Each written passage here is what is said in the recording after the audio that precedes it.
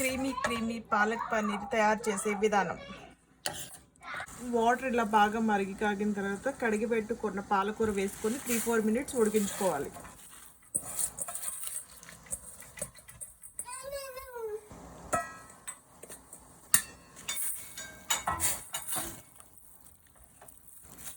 ఇలా ఉడికిన పాలకూర తీసుకొని చల్లటి వాటర్లో పోసుకోవాలి, ఎందుకంటే పాలకూర కలర్ చేంజ్ అవుతుంది. అందుకోసం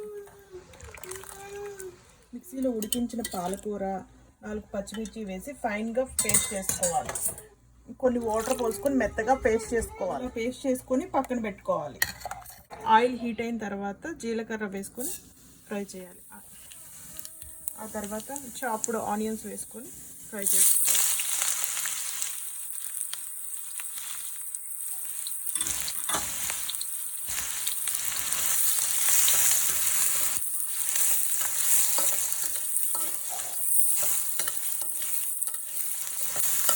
ఆనియన్స్ అలా గోల్డెన్ బ్రౌన్ కలర్ వచ్చిన తర్వాత 1 స్పూన్ అల్లం వెల్లుల్లి పేస్ట్ వేసుకొని ఫ్రై చేసుకోవాలి.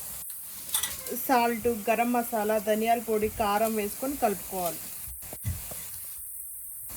ఇది కొంచెం ఆయిల్లో ఫ్రై అయ్యేంత వరకు ఫ్రై చేసుకోవాలి. ఈ మసాలాలు ఫ్రై అయిన తర్వాత పేస్ట్ చేసుకున్న పాలక్ వేసుకొని ఉడికించుకోవాలి.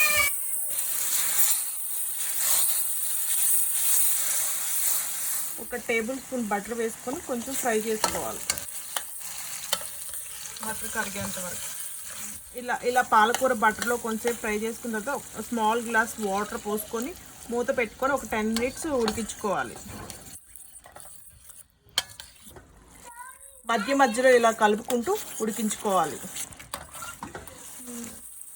ఇలా ఆయిల్ పైకి తేలుతున్నప్పుడు పన్నీర్ పీసెస్ వేసుకొని ఇవి 200 గ్రామ్స్ పన్నీర్ని ఇలా చిన్న చిన్న పీసెస్గా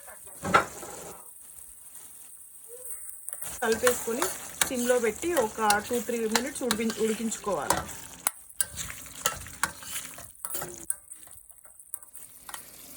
ఒక స్పూన్ కస్తూరి మేతి క్రష్ చేసుకొని ఇందులో వేసుకొని ఒక 1 మినిట్ ఉడికించుకోవాలి. ఇలా ఉడికేసిన తర్వాత 1 స్పూను విప్ క్రీమ్ వేసుకొని బాగా కలుపుకొని ఒక 1 మినిట్ ఉడికించుకోవాలి.